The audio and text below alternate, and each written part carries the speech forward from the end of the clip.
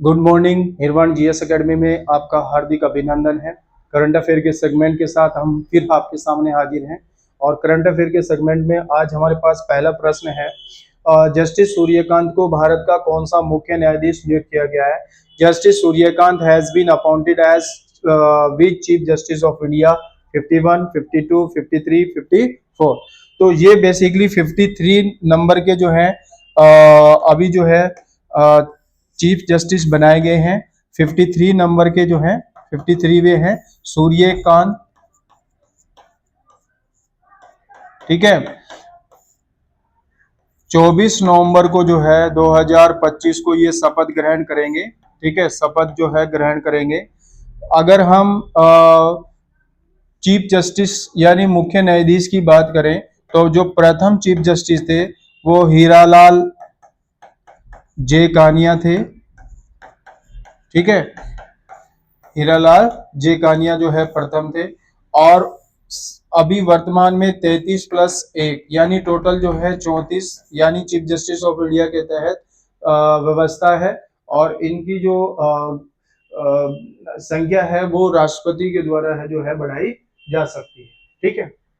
Next देखते हैं, निम्न में से कौन सा देश पहली बार एशिया पैसिफिक एक्सीडेंट ग्रुप की बैठक आयोजित कर रहा है।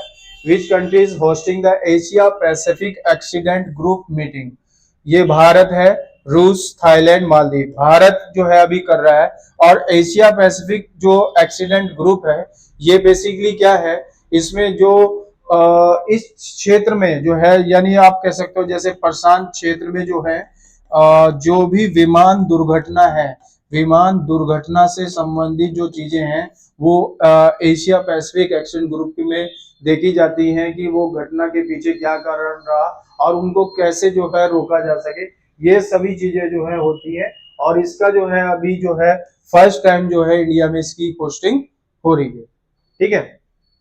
नेक्स्ट देखते हैं, किसे मरणोपरांत जो है भारत के सर्वोच्च वैज्ञानिक सम्मान विज्ञान रत्न पुरस्कार से जो है सम्मानित किया गया है। Who has been posthumously awarded India highest scientific honor, the विज्ञान रत्न अवार्ड। एन वेंकट मोहन है, के थंगराज है, जयंत विष्णु नालिंकर है या देवेंद्र दास है। तो अभी जो है ये बेसिकली जयंत विष्णु नालिंकर को जो है वर्ष 2025 का जो है अवार्ड जो है विज्ञान रत्न जो है ये प्रदान किया गया है, विज्ञान रत्न। अब यहाँ पर देखो क्या है कि प्रथम की बात करें तो प्रथम जो है बायोकेमिस्ट थे, ठीक है, भारत में यानी विज्ञान रत्न में एक भारत में 2024 में आई थिंक उनको मिला है पहला बायोकेमिस्ट गोविंद राजन पद्मनाभ, ठीक है, गोविंद राज पद्मनाभन। इनको जो है पहली बार ये बायोकेमिस्ट थे और पहली बार जो है ये विज्ञान रत्न जो है सम्मानित किया गया था। अभी 2025 में जयंत विष्णु नारायणकर को जो है ये अवार्ड मरणोपरांत जो है प्रदान किया गया। कौन सा एक दिवसीय और T20 क्रिकेट में सबसे ज्यादा बनाने वाला खिलाड़ी बन गया है। Who has been become highest run score in both one day and T20 cricket. Virat Kohli, जो रूट, रोहित शर्मा, स्टीव। विराट कोहली ने जो है अभी बेसिकली सचिन तेंदुलकर का जो है रिकॉर्ड अभी ध्वस्त किया है और ये वनडे और T20 में सबसे ज्यादा रन बनाने वाले जो है खिलाड़ी बन गए हैं, ठीक है। नेक्स्ट, हाल ही में जारी एयर क्वालिटी इंडेक्स 2025 के अनुसार भारत का सबसे स्वच्छ शहर कौन सा घोषित किया गया है। अच्छा प्रश्न है ये।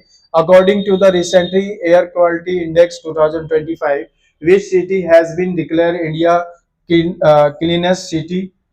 मुंबई, इंदौर, पुणे, भोपाल।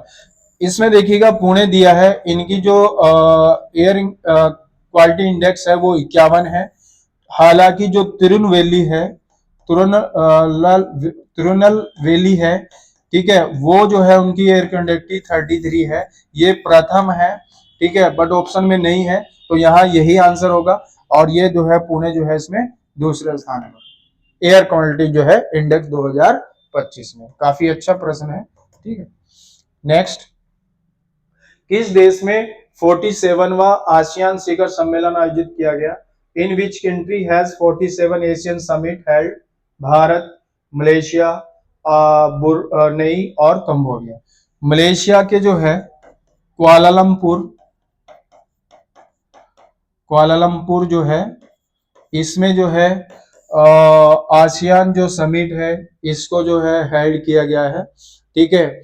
और 26 से 28 अक्टूबर को जो है 26 से 28 अक्टूबर 26 से 28 अक्टूबर को जो है ये समिट हुई है। और इसमें जो है आसियान में 11वां सदस्य जो है ईस्ट तिमोर को जो है बनाया गया है। इसकी राजधानी की बात करें तो दिल्ली है, काफी बार पूछा जाता है, ठीक। नेक्स्ट, हाल ही में किस वर्ष को प्रधानमंत्री मोदी ने भारत आसियान समुद्री सहयोग वर्ष जो है घोषित किया गया है वर्ष को? Which year has PM Modi declare the Asian Indian maritime cooperation? मतलब भारत और ये कह सकते हो कि आसियान और इंडिया के बीच जो समुद्री सहयोग है ये किस वर्ष जो है इसको वो किया गया है, सहयोग का घोषित किया गया है? तो 2027 को जो है इसका सहयोग वर्ष जो है घोषित किया गया है। सॉरी 2026, इसमें गलत हो गया, 2026 जो है ये इसको घोषित किया गया। नेक्स्ट है, दुनिया का पहला 3D wind data satellite system फेरलियन कॉन्स्टलेशन कौन सा स्थापित करेगा? Who will launch the first 3D wind data satellite system Farallon constellation? NASA, Dingtara, Dhruv space, स्टेलेरस। स्टेलेरस जो है एक टेक्नोलॉजिकल जो है ये कह सकते हो टेक्नोलॉजिकल 3 आयामी 3D है, ठीक है। स्टेलेरस जो है 3D 3 आयामी भी कह सकते हो। और पवन कैप्चर संयंत्र सनडेन टाइप है ये, तो ये स्टेलेरिस है और ये दुनिया का जो है पहला बनाया गया है, ठीक है। नेक्स्ट, विश्व का सर्वाधिक बॉक्साइट उत्पादन देश कौन सा बना है? विच country has become the world largest producer bauxite? Australia, चीन, गिनी, पेरू। ऑस्ट्रेलिया जो है बॉक्साइट का, ठीक है, बॉक्साइट का जो है सबसे बड़ा उत्पादक जो है देश है।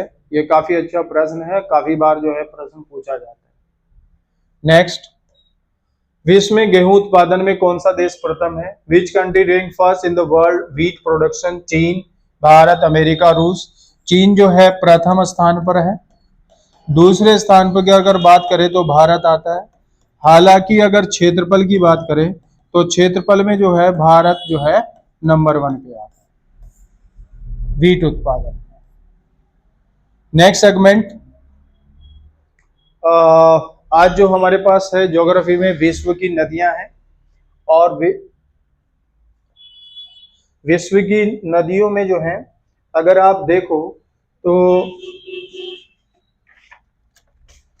लास्ट की जो नदियां थी उसमें अगर हम आगे देखें तो फर्स्ट नंबर पे हम अगर आप देखें तो हम डेन्यूब जो है, डेन्यूब नदी जो है ये जर्मनी के जो है ब्लैक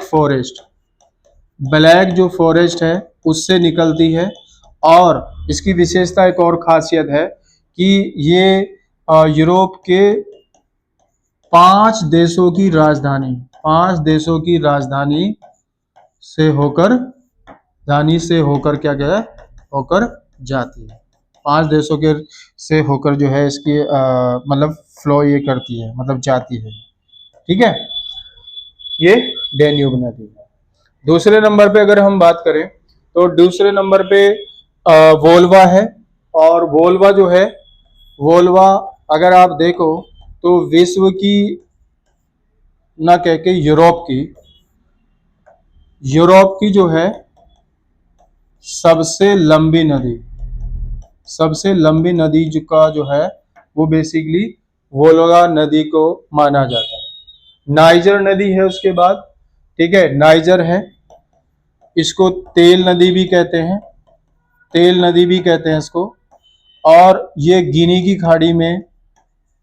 खाड़ी में नाइजर देश में है और गिनी की खाड़ी में जो है क्या होती है, शंख होती है, ठीक है।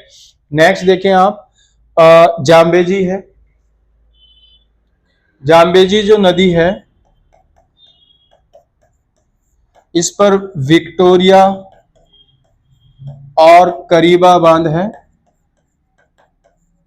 विक्टोरिया और करीबा बांध जो है वो बेसिकली जाम्बेजी नदी पर है। उसके बाद अगर आप करो बात तो लिम्पोपो है, जो बेसिकली मकर रेखा को, काफी अच्छा है ये, मकर रेखा को 2 बार जो है ये कट करती है, 2 बार। भारत की एक नदी भी है जो कर्क रेखा को भारत की नदी माही जो है 2 बार क्या करती है, कट करती है। ये लिम्पोपो मकर रेखा को 2 बार काटती है।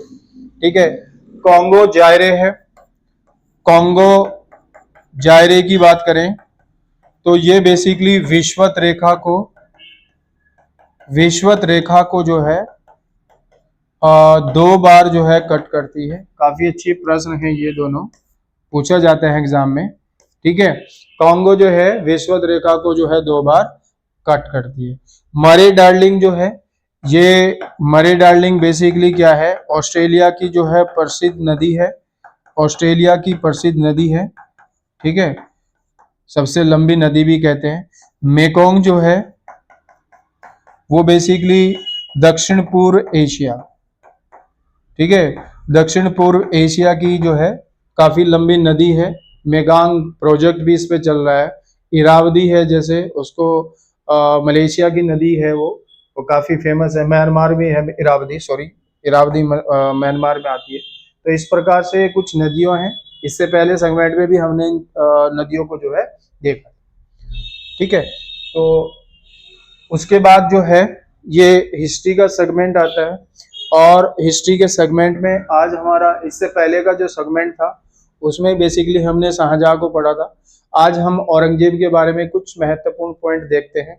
अगर हम बात करें तो इनका जन्म 1600 जो है 18 में इनका जन्म हुआ था। ठीक है। और इनकी जो शादी यानी विवाह हुआ दिलरास बानो बेगम, ठीक है, दिलरास बानो बेगम फारस राजघराने की थी, और इनसे जो है दिलरास बानो बेगम से औरंगजेब का जो है विवाह हुआ था। ठीक है। इनका भी जो है 2 बार राज्याभिषेक हुआ। 2 बार जो है अकबर की भांति राज्याभिषेक हुआ। पीर मोहम्मद इनके जो है गुरु थे। औरंगजेब के गुरु जो है पीर मोहम्मद जो है थे। ठीक है। अगर हम आगे देखें तो औरंगजेब ने क्या किया था कि 1679 में जजिया को जो है रीइम्पोज किया था। जजिया को दोबारा जो है लगाया गया था जजिया। इन्होंने जो है जैसे झरोका दर्शन, संगीत समारोह, दिवाली, होली, ठीक है, जितने भी मतलब इस तरह के जो सेगमेंट थे उन पर जो है पाबंदी लगाई थी। और इन्होंने कहा था कि संगीत की जो है अंतिम यात्रा जो है निकल रही है। हालांकि सबसे ज्यादा संगीत पर पुस्तकें भी इन्हीं के समय में लिखी गई, ये भी बात इसी में है। और औरंगजेब जो है स्वयं भी वीणा बजाते थे, यानी पाबंदी लगाने के बाद खुद वीणा बजाते थे। और साथ में जो है संगीत पर सबसे ज्यादा पुस्तकों की रचना भी इन्हीं के शासनकाल में हुई। ये भी एक महत्वपूर्ण तथ्य जो है औरंगजेब के बारे में हम देखते हैं। गुरु तेग बहादुर की हत्या की थी इन्होंने। गुरु तेग बहादुर सिख गुरु की हत्या जो है वो भी इनके द्वारा की गई। एक और है कि जो इनके सेनापति थे राजा मान सिंह और शिवाजी के मध्य, ठीक है, 1665 में जो है पुरंदर की जो है संधि, पुरंदर की संधि जो है हुई थी। राजा मानसिंह और शिवाजी के मध्य पुरंदर की संधि जो है हुई। ये काफी महत्वपूर्ण है। और इनके समय में जो अगर आप देखो जाटों का विद्रोह, जाटों का विद्रोह चाहे वो चूड़ामन है, सूरजमल है, राजा राम है। सूरजमल जो है जाटों का अफलातून कहे जाते थे, अफलातून कहे जाते थे, ठीक है। जाटों के अफलातून जो है सूरजमल को बोला जाता था। और अगर हम देखें इनके समय में क्या हुआ, उत्तराधिकार का युद्ध हुआ। उत्तराधिकार का युग में धर्मट का युद्ध हुआ सबसे पहले। उत्तराधिकार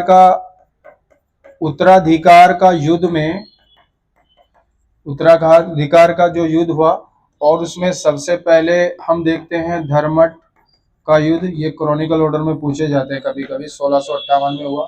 दारा सिकोह इसमें जो है पराजित हुए, ठीक है। उसके बाद सामूगढ़ का हुआ, ठीक है, 1658 में ही। इसमें भी दारा सिकोह पराजित हुए, ठीक है। उसके बाद देवराई का हुआ। ये उत्तराधिकार का अंतिम युद्ध था 1659 में, और इसमें दारा सिकोह जो है वो गिरफ्तार कर लिए गए और उनको दिल्ली लाकर जो है मार दिए गए। औरंगजेब के समय में मंदिरों को तोड़ा गया, ये व्यवस्था मतलब बोली जाती है, ऐसा माना जाता है कि मंदिरों को बड़े पैमाने पे तोड़ा गया। इनके समय में हिंदू मनसबदार कहो, ठीक है, यानी हिंदू मनसबदार सबसे ज्यादा, सेनापति इनके समय में हिंदू सेनापति काफी संख्या में थे। ये कुछ प्रश्न हैं या कुछ तथ्य हैं जो औरंगजेब से संबंधित हैं। फिर नेक्स्ट, तो ये सेगमेंट था औरंगजेब के बारे में, हमने अभी देखा है। नेक्स्ट सेगमेंट में हम फिर हाजिर होते हैं, तब तक के लिए धन्यवाद।